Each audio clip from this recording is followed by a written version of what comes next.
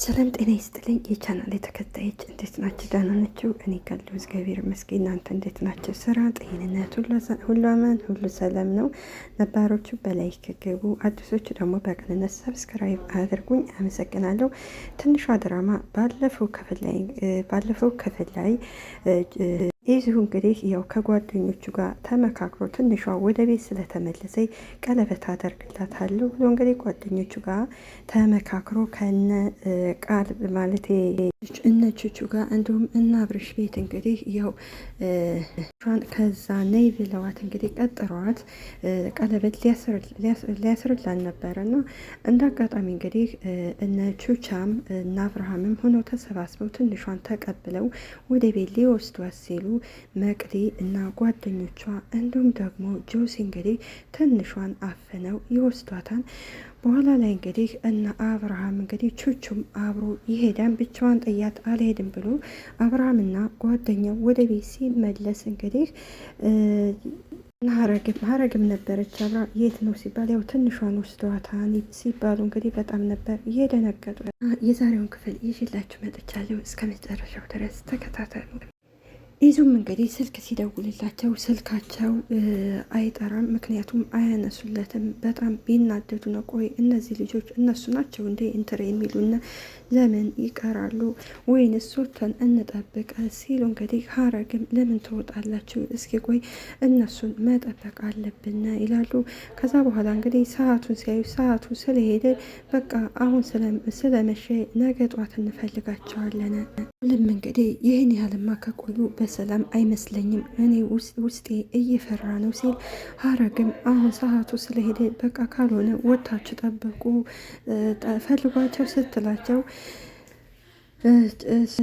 ምናልባት እኮ ወደ ቤት ከመጡ ካጡና ይላቸዋል። ይለው እንግዲህ አብዬና እንግዲህ እታለም ናቸው። ሁለቱ እንግዲህ በጣም ተጨንቀዋን። አብሶ አብዬ ትንሿን በጣም ነው የሚወዳቱ የሚያከብራቱ፣ ልክ እንደ ልጇ ነው የሚያያትና ይቺ ትንሽዬ ልጅ አሁን በዚህ ሰዓት የት ሄዳ ነው ብሎ እንግዲህ ይጨነቃል። እታለምም እኔ ምልህ አብዬ በሰላም ነው ግን ቆይ እኮ ትለዋለች። ሻለኛን ስትል አብዬም እኔ ምን አውቄ ይላታል።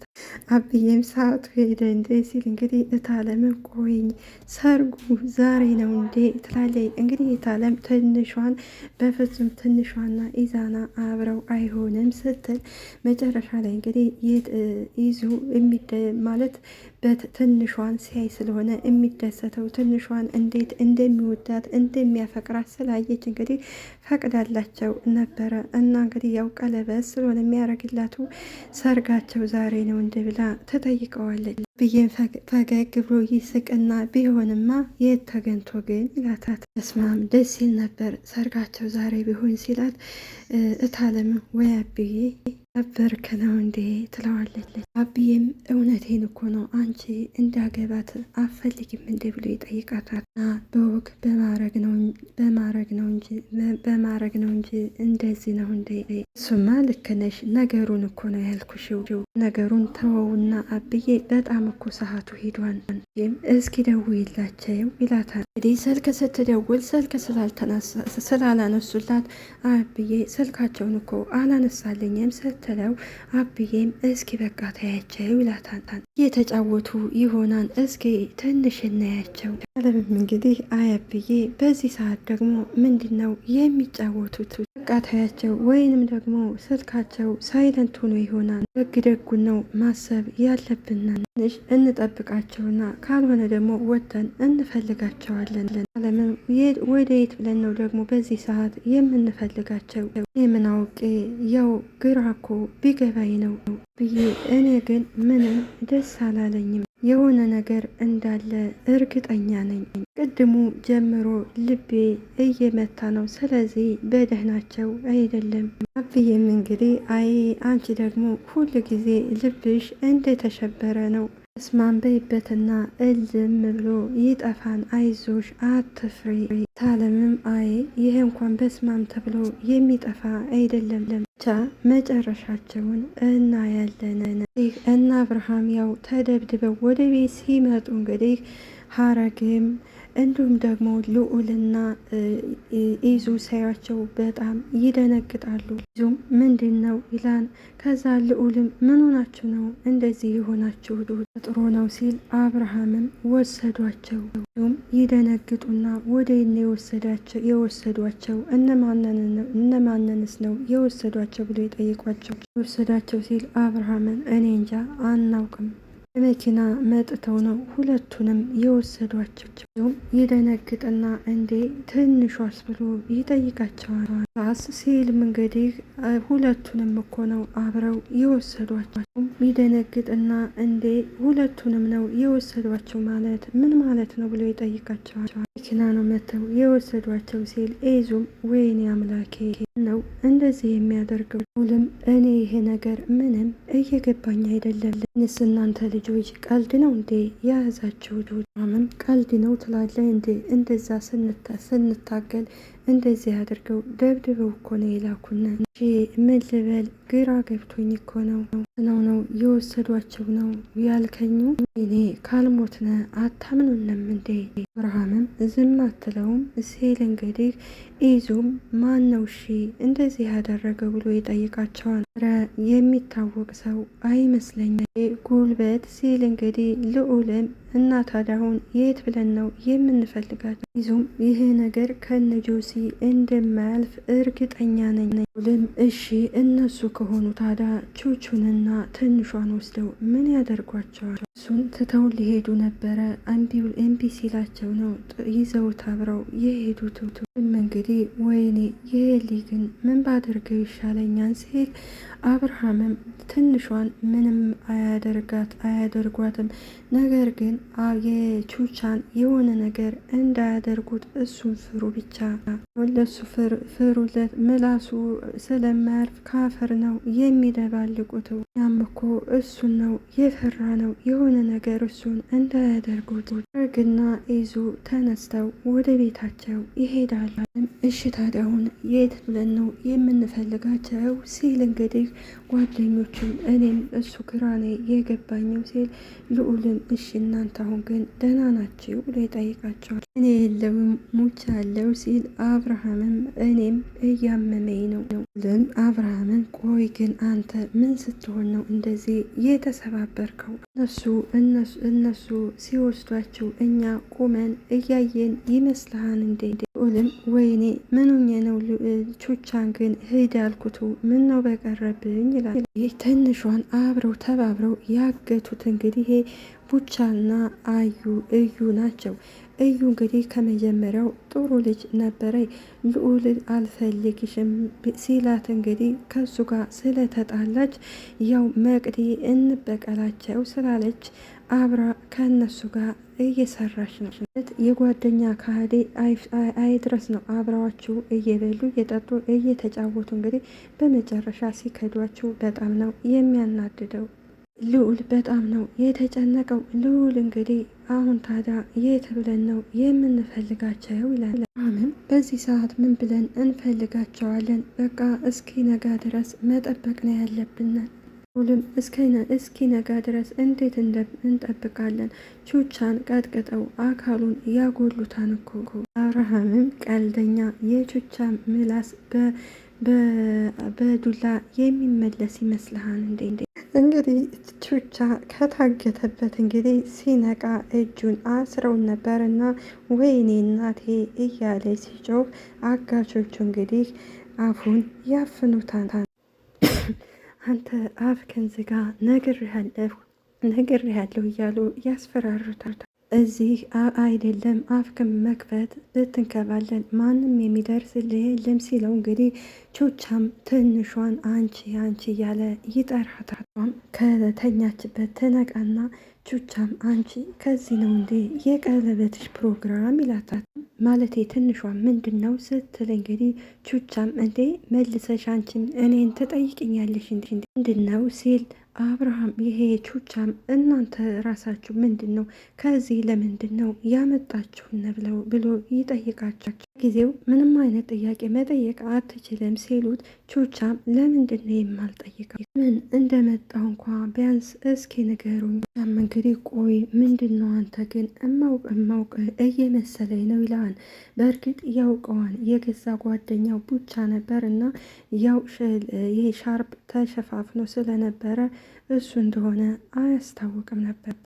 እኔ ምልሽ ትንሿ አራበሽም ወይ ብሎ ይጠይቃታል። እረፈ በፈጠራችሁ እኔ እርቦኛን ምግብ እፈልጋለሁ ነው ድራማ ልታሰሩኝ ነው እንዴ ያመጣችሁኝ? አንተ ለምንድን ነው አፍከን አትዘጋ ሲሉት ቹቻም ሰውዬ እርቦኛን እኮ እያልኩ ነው ጉሮሮህን ብዬ ዝም ላስብለ ሲለው ቹቻም እንዴ ትርፍ ጉሮሮ ያለ ይመስለህ እንዴ?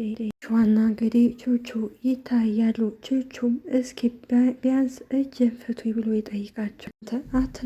አትናገሩም እንዴ ብሎ ሲጮህ ቹቹም በቃ ማለቴ እንጫወት እኮ ማለቴ ነው ተቆጣ ሄደን ይላቸዋል። ሿም ከዚህ ምን እየሰራን ነው ስትል ቹቻም እንዴ ፊልም ነዋ አይታይሽም እንዴ ይላታል። ተናን እኮ ሲላት እንግዲህ በቃ እንደ ተከታታይ ድራማ የሆነ ነገር አያጣኝም አይደል ይላል። ሿም እንግዲህ ቆይ እነማን ናቸው እናንተ ብላ ትጠይቃቸዋለች። ይሄ ሁሉ የሚያደርገው እንግዲህ ጆሲ እዩና መቅዲ ናቸው። ምክንያቱም ኢዙ ጋር አብራ እንድትሆን ስለማይፈልጉ ነው እና ያገቷትም እነሱ ነበሩ። እኔ ቹቹ ነኝ እናንተስ እነማን ናችሁ ብሎ ይጠይቃቸው። ለምንድን ነው አፍክን የማትዘጋው ብለው እንግዲህ ያስጠነቅቁታል። ቹቹም እንዴ አፌን እንዲዘጋ ከፈለጋችሁ የሆነ የሚበላ ምግብ ስጡኝ በረሃብ እኮ ልሞት ነው ይላቸዋል። ቆይ ልዑል እየደበደበኝ ዝም ስላልኩኝ ጭራሽ አሳግቶ ሊያስደበድበኝ ነው እንዴ ይላቸዋል። ሿም እንግዲህ ምን ልዑል ነው ያልከው ስትለው እስኪ ዝም በይ አንቺ ይላታል። ማለት ልዑል እንደማያሳግተው ያውቃል። ነገር ግን እሱ አውቆ ነው እንደዛ የሚላቸው። ተንኮለኞች እንግዲህ ጆሲና መቅዲ ይገናኛሉ። ቆይ ለምንድን ነው ታዲያ ቹቹን አብራችሁ ያገታችሁ ትላለች። ምናልባት እኮ ከፈለግሽው ብዬ ነው። እባክህ አትጃጃል ሰውዬ፣ በዚህ ዙር እኮ ቀልድ አይደለም የያዝ ነው ሲል ምን ነው ፈራሽ እንዴ ይላታል። መቅደስ እኮ ነኝ። አሁን ራሽን ማስተዋወቁን ተይውን ላይ ምን ማድረግ እንዳለብን ብቻ አስቢ ማለት ስትል ጆሲ ምን ማለት አለው? ስለዚህ ቀጣይ የምናደርገውን ነገር ማሰብ አለብን ይላታል። እንግዲህ ጆሲ ትንሿን ስለሚያፈቅራት ለራሱ ለማድረግ ነው የፈለገው። እንዲሁም ደግሞ ይቺ መቅዲ እንግዲህ ኢዙን ስለምታፈቅረው ለራሷ ለማድረግ ስለፈለገኝ ነው እንደዚህ የሚያደርግ። ስለዚህ ፍቅር ደግሞ ሁለቱ ጥንዶች ሲዋደዱ ነው ደስ የሚለው እንጂ ፍቅር በግድ ወይም በሀብት ወይም ደግሞ በንብረት ማለት ያው አንዳንድ ሰዎች እንግዲህ መልክ ስላላቸው ያን ሰው የሚያገቡ የሚያችል የምናገኝ ይመስላቸዋል። ወይም ደግሞ ገንዘብ ስላላቸው በገንዘባቸው ፍቅርን በገንዘባቸው የሚገዙ ይመስላቸዋል። ስለዚህ ይሄ ስህተት ነው። ጆሲም እንግዲህ ከዚች ከመቅደስ ጋር እንግዲህ የሚያደርጉት የሚያገናኛቸው ነገር ሁለቱም ተንኮለኛ ስለሆኑ ብቻ ነው። ያንን ቹቻ የሚባለውን አስወጡና ጣሉት። ትንሿን ግን የፈለግከውን ነገር ማድረግ ትችላለህ ትለዋለች። የፈለግከውን ማለት ምን ማለት ነው ሲላት እንግዲህ ትንሿ እየቀለድክ ነው ትለው። አይ እየቀለድኩ አይደለም ምን ማለት ነው ብሎ ሲጠይቃት መቅዲም አንቀ ግደላ ስትለው ጆሲም ይናደድባታል።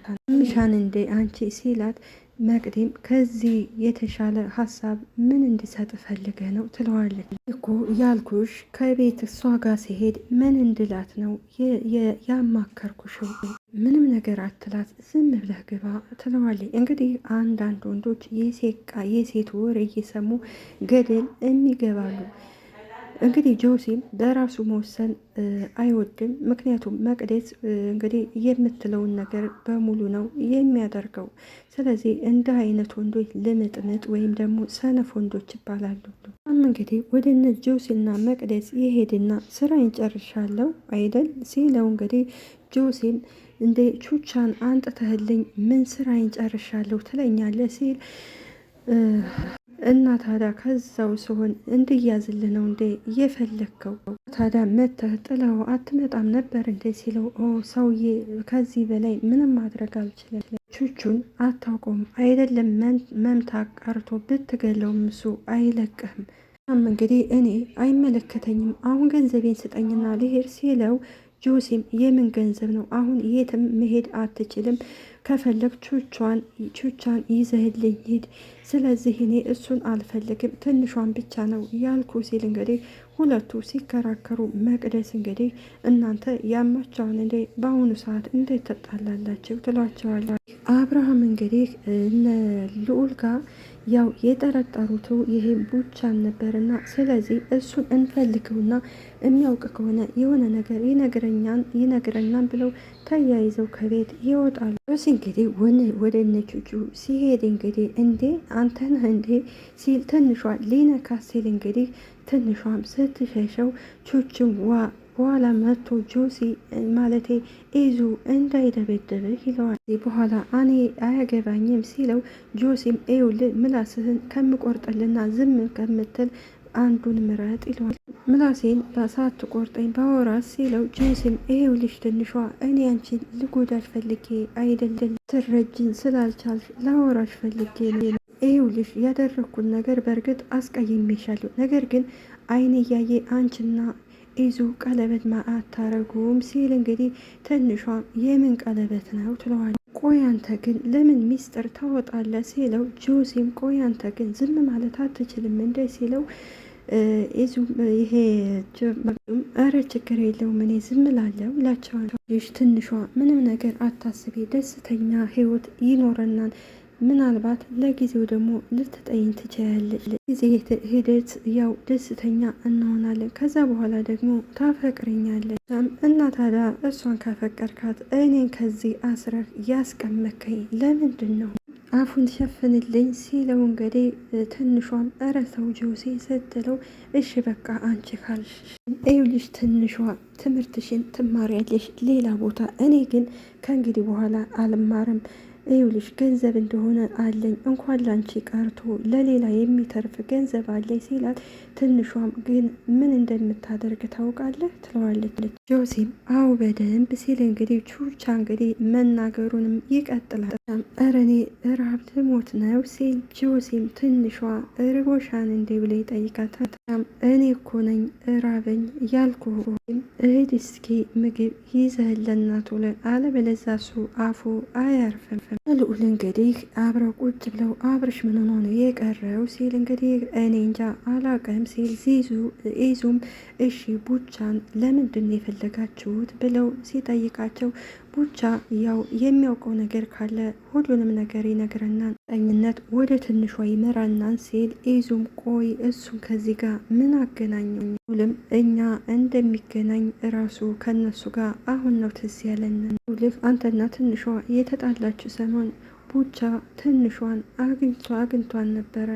አግኝቶ ምን አሏት ሲል እንግዲህ እሷን አግኝቷን ስላንተና ስለሷ የሆነ ነገር የነገራን ነገር አለ።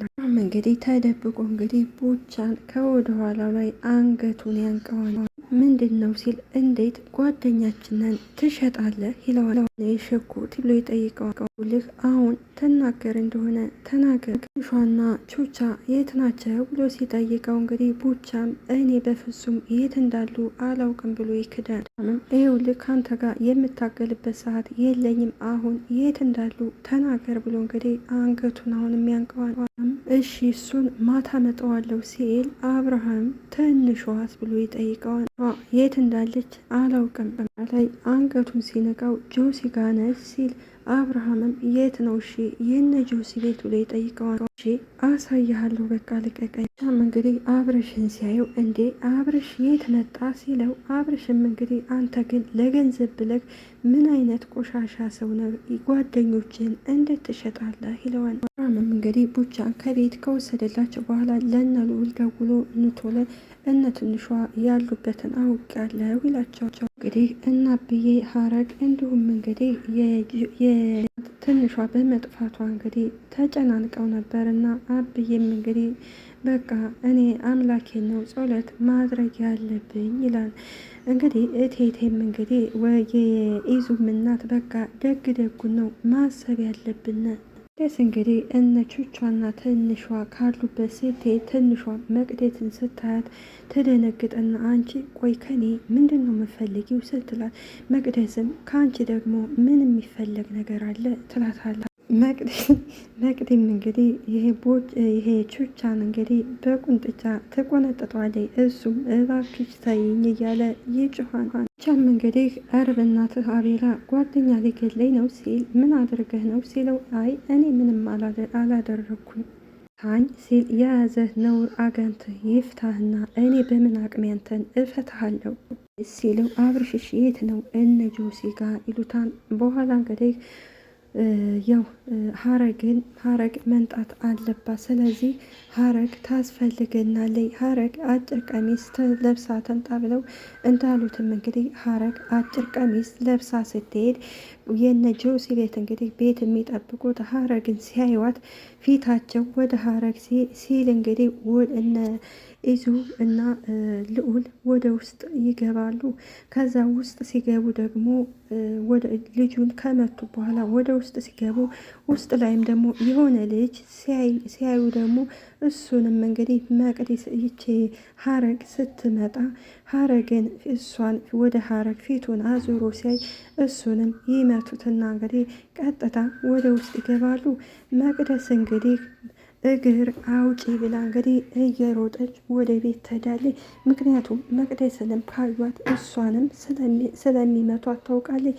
ከዛ በኋላ እንግዲህ ጆሲንም እንግዲህ በያዙት እንጨት ይመቱና ትንሿን እንዲሁም ደግሞ ቹቹን ይዘው ወደ ቤታቸው ይመለሳሉ። እንግዲህ መቅደስና ይሄ ጆሲ ምንም ነገር አይሰሩ፣ ብቻ አፍ ብቻ ነው እነሱ ያላቸው። ጆሲም የሚተማመነው እንግዲህ ገንዘብ ስላለው በገንዘቡ ብቻ ነው። ያችም እንግዲህ አፍ ስላላት ይች መቅዲ እኔ ባፌ ወይም ደግሞ በውሸት አቸንፋቸዋለሁ ብላ ነው የምታስበው። ነገር ግን መቅደስም አፍ ቢኖራትም ልታቸንፋቸው አትችልም። ይሄ ጆሲም ገንዘብ ስላለው እንግዲህ ሴት ልጅ በገንዘብ መግዛት አይችልም። ጆሲም ማለት አብርሃምም ወደ ውስጥ ገብቶ ስለነበረ እንግዲህ አብርሃምን እጁን ያስሩታል። አብርሃምም ጆሲን እንግዲህ አንተ ሽንታም ነህ፣ ወንድ ከሆንክ እኔም ፍታኝና ፊት ለፊት እንጋጠም ሲል፣ ቹቻም እንግዲህ አንተ በግድ ካልሞትን ነው እንዴ የምትለው? እባክህ ዝም በል ይለዋል። ጆሲ በፈጠረ እባክህ ተዋቸው ትለዋለች። እንግዲህ ወንድ ልጅ የምናውቀው እንግዲህ ሰውን አስሮ ሳይሆን የሚጋጠመው ወይም ደግሞ ሌላ ሰው ተባባሪ እንዲተባበረው ሳይሆን ማድረግ ያለበት ወንድ ልጅ ማለት ፊት ለፊት የሚገጥም ነው። እንግዲህ ጆሲ ሌሎችም እንዳግዙት በገንዘብ እየገዛ ነው እንግዲህ እንደዚህ የሚያደርገው። ጆሲ ሀሳቡ እንግዲህ ትንሿን እንግዲህ ወደ አያቱ ገጠር ከላከ በኋላ ከዛ በኋላ ሊያገባን ነበር የሚፈልገው። ነገር ግን እነዚህ ሶስቱ ጓደኛሞች በጣም ደስ ስለሚሉ ትንሿንና ይሄ ቹቻን ካሉበት አውጥቷቸዋል። ይሄኛው ጓደኛቸውም ቢከዳቸው ማለት ነው። እና አንዳንድ አስመሳይ ሆዳም ጓደኛ ፈጣሪ ይጠብቀን። ስለነበረን ቆይታ እናመሰግናለን። አገራችንንም ሰላም ያደርግልን። እኛም ፈጣሪ አምላክ በያለንበት ይጠብቀን ይጠብቃቸው። በቀጣይ ክፍለ ጊዜ እስከምንገናኝ ድረስ እስከዛው ቸርን ሰንብት። ባይ ባይ።